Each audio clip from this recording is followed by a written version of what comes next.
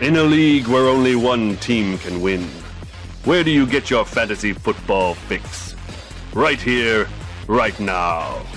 32 teams, the real fantasy football show. And now your hosts, Philip Galinsky and Heath Kelts.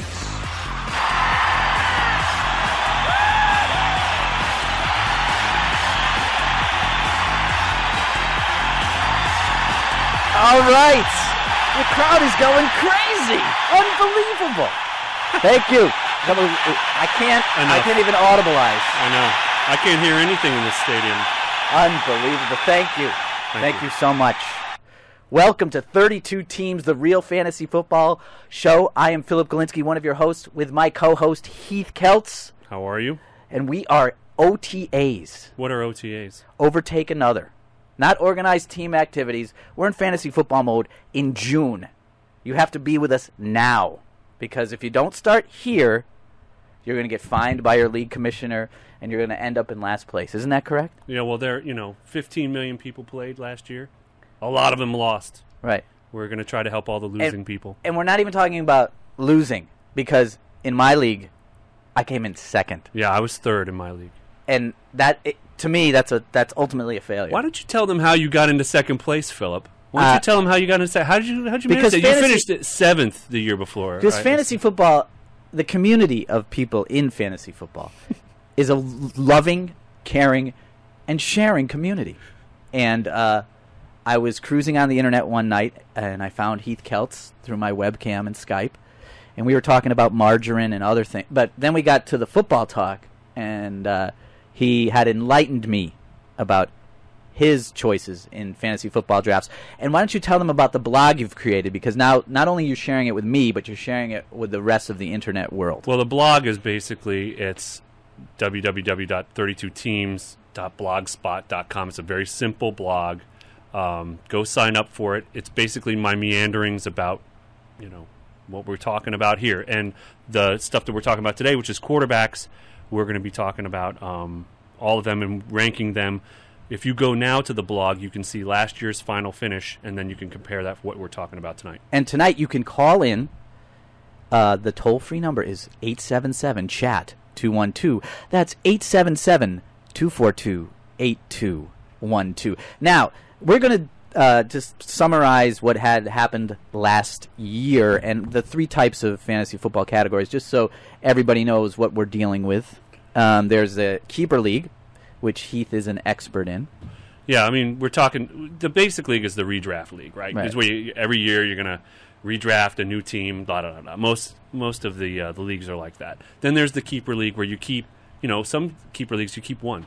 You keep two, you keep three. If you keep more than three, then you're called a dynasty league. Right. And the main league that I've been a part of for almost 20 years now is a dynasty league where we keep 6 at any position. So that's a whole other kettle of fish. Right.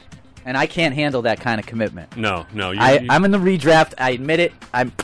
And because this is the quarterback show, the first section of the show, we're going to talk about the good, the bad, and the ugly. Yep. And then move right into the teams. And just go right into the teams. We'll talk about all 32 NFL teams today, their quarterback situations, and hopefully that will get us where we need to go to begin.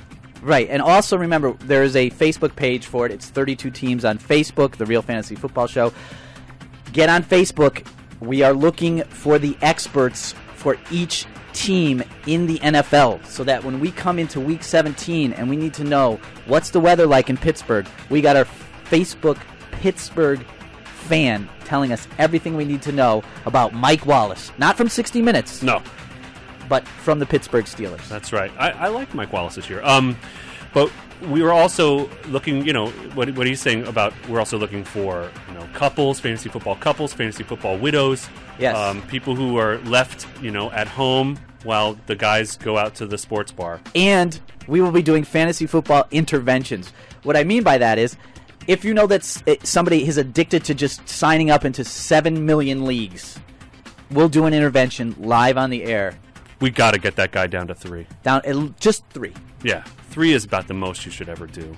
Right. So let's get to the good, bad, and the ugly from last year. You probably won your league if you had one of these 5 guys on your team. If you had Aaron Rodgers, Drew Brees, Peyton Manning, Matt Schaub, or Tom Brady on your team. Okay. Those were the good guys, right? Yep. So, Let me provide a soundtrack now. Say it again. This is the good, bad, and the ugly. this This is the... is the good, the bad, and the ugly.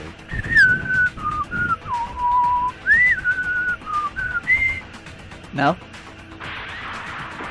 That better? Maybe, I think so. All right, so you get to the bad.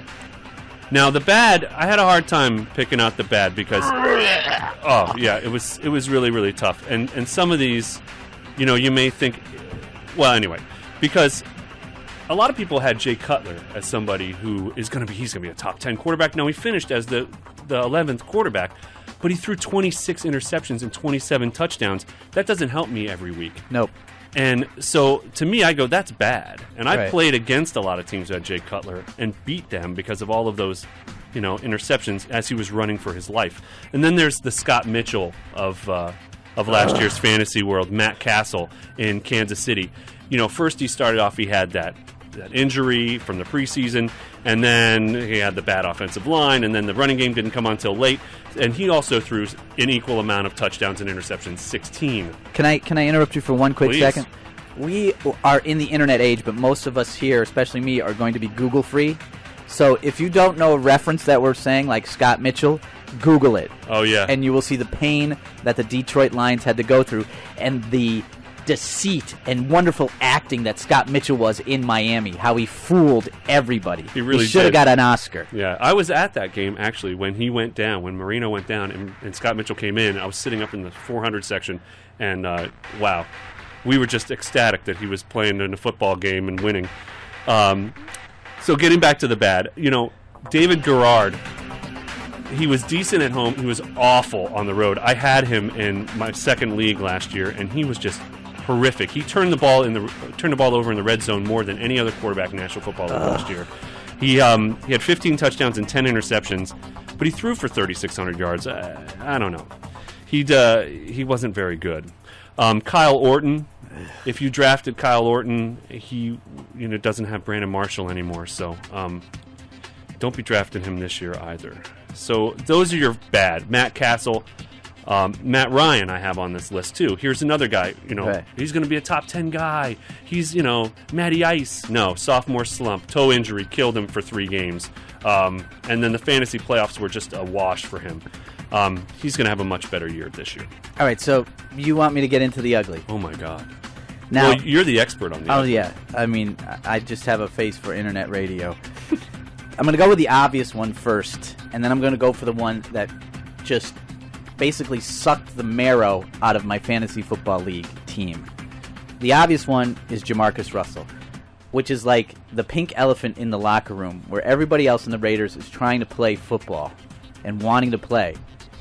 And they're a reincarnation of Jay Schrader. Google free, Jay Schrader. Google it, okay? Now, the one that is the ugliest, that drives me the most insane, is Heath knows this on a personal level. I hate quarterbacks. I hate drafting them. I hate the whole concept of quarterbacks because they never produce and provide for any of the teams that I have. So this year, my partner and I made a concerted effort not to draft a quarterback till as late as humanly